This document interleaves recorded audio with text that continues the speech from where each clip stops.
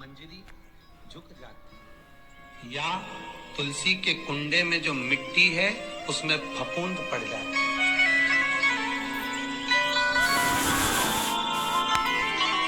कितना सुंदर बात कही है महाराज।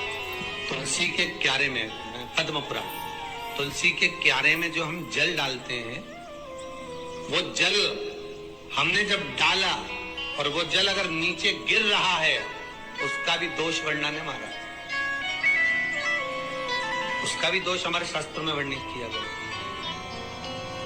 तुलसी के क्यारे में अगर जल डाल रहे हैं और वो जल जमीन पर बह रहा है, गिर रहा है, उसका भी दोष है। तुलसी के क्यारे में उतना ही जल दिया जाए जितनी मट्टी सोख ले। 2-4 8 बूंद पानी गिरे चल जाएगा। तुलसी के क्यारे में छिद्र रहता है, बूंद बूंद पानी टपक जाए वो चल जाएगा। पर तुमने तुलसी के क्यारे में जो जल भरा, लोटा भर भर के डाल दिया, और ऊपर से जो जल कुंडा भरा कर उलीच में से, अर्थात भराने के बाद जो नीचे गिर रहा है, वो दोषपूर्ण है महाराज। उसकी दोष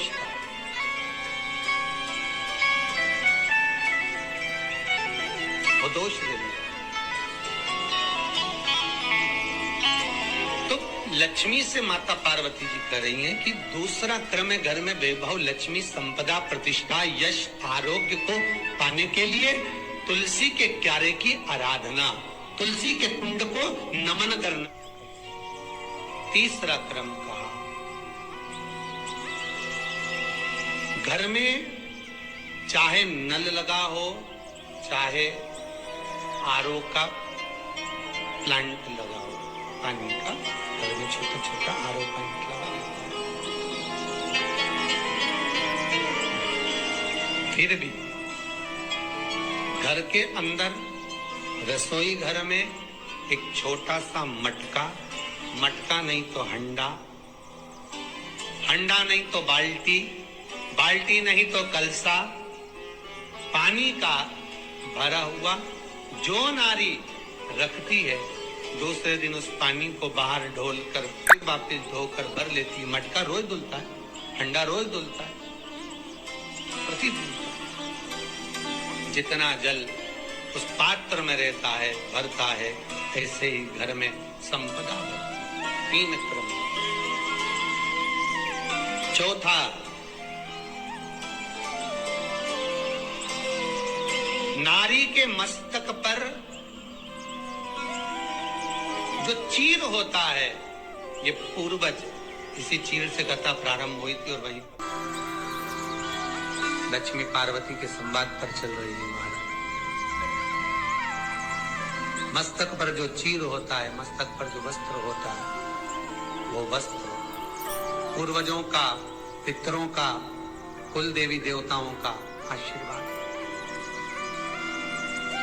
महादेव, जो व्यक्ति पथभ्रष्ट होता है, जैसे मदिरा के नशे में पड़ गया, कहीं जुए में पड़ गया, कहीं मांसाहार में पड़ गया, कहीं व्यसन में पड़ गया, कहीं गलत काम में अगर कोई जा रहा है, तो श्रम्भेश्वर महादेव के नाम से काली तिल भगवान शिव को समर्पित करी जाती है। महाराज काली तिल को वापस उठा कर ले आते हैं। उसी काली तिल को जो मदिरा का नशा करने वाला होता है या जो गलत व्यसन में डूबा हुआ होता है, उसको वो सुबह के समय अगर नहीं खाता तो भोजन के साथ उसको दिया जाए। श्रम्भेश्वर महादेव। एक बेलपत्री का भी बहुत अच्छा प्रयोग है श्रम्भेश्वर महादेव का।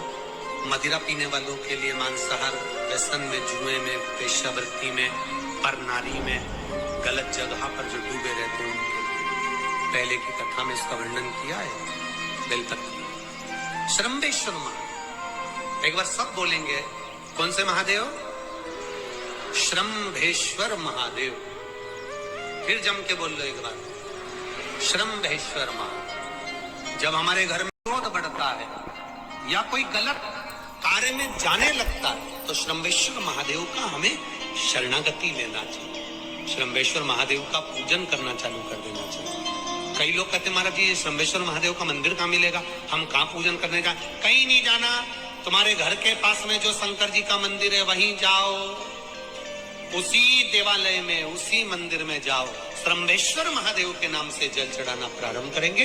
वो जल जो गलत संगत में पड़ा हुआ है उसका आचमन कराना प्रारंभ करेंगे, अपने आप उसकी धीरे धीरे बुद्धि सुधरना प्रारंभ हो जाएगी। ऐसा श्रम्भेश्वर महादेव का कुछ स्थान हमारे यहाँ पर बड़े सुंदर सुंदर स्थान निश्चित किए गए हैं। जैसे कैंसर आदि के मरीज के लिए हम लोग पहले भी कहते हैं कि त्रिजुगी नारायण का जल बड़ा महत्व रखता है।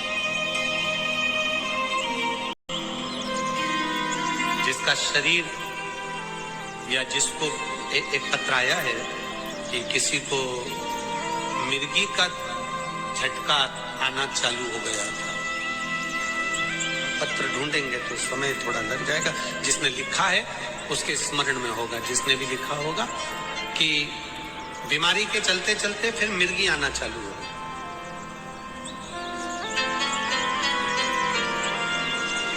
जिसने भी लिखा है वो दोनों हाथ एक बार हिला देना। जिसके लिए भी लिखा होगा वो इतना ध्यान नहीं आ रहा। तो उनको मिर्गी का झटका आना प्रारंभ हुआ। अब मिर्गी का झटका आना प्रारंभ हुआ, कई महीने निकल गए, मिर्गी के झटके बन नहीं। तब उन्होंने पत्र में लिखा है कि श्रम्भेश्वर महादेव का आपने जो वर्णन करा था 31 बेलपत्र वाला, गुरुजी हमने वो 31 बेलपत्र वाला प्रयोग करना प्रारंभ करा और उन्होंने पत्र में लिखा है कि मिर्गी के झटके भी बाबा की कृपा से ठीक हो गए हैं, अब कोई झटके उनको आने। श्रम्भेश्वर महादेव का जो वर्णन है, श्रम्भेश्वर महादेव का जो गुणगान है, ये कोई साधारण नहीं है।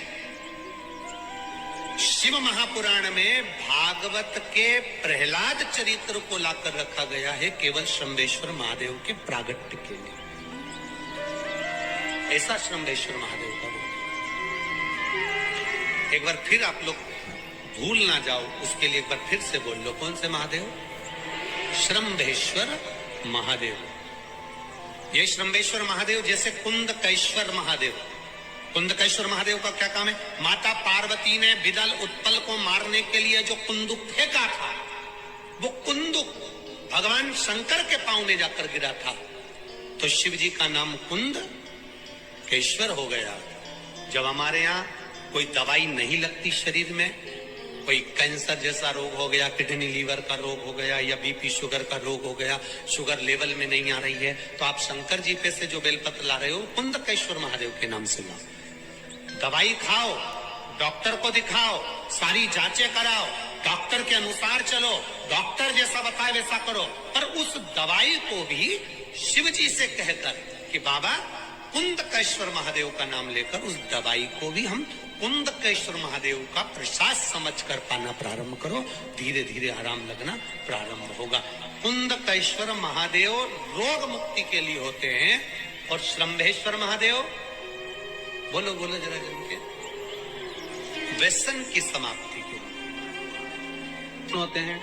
शंकर, दुर्गा जी, सूर्य नारायण भगवान, भगवान नारायण और गणेश जी, बस ये पंचायत। और परिवार में कौन कौन होते हैं? पार्वती, कार्तिकेय, गणेश, शिव, नंदी, ये परिवार। शिव पंचायत में केवल 5। और शायद इसीलिए शिव महापुराण की कथा में जो पंचायत का महत्व कहा गया, उस पंचायत में सूर्य की भागीदारी जो कही गई है कि एक बीता आपके यहाँ अगर कहीं पर आपने शिवलिंग का दर्शन करा हो, कहीं चट्टे पड़ गए, कहीं शरीर में दाने पड़ गए, पूरा चेहरा बेकार हो गया, पूरा शरीर बेकार हो गया, तो क्यों कहते हैं कि एक बीता जब पानी बह जाए, उस बहे पानी को हाथ का लेपन कर कर शरीर पर लगा लिया जाता है, शरीर ठीक होने लगता है। सूर्य का भाग वहां से चालू हो।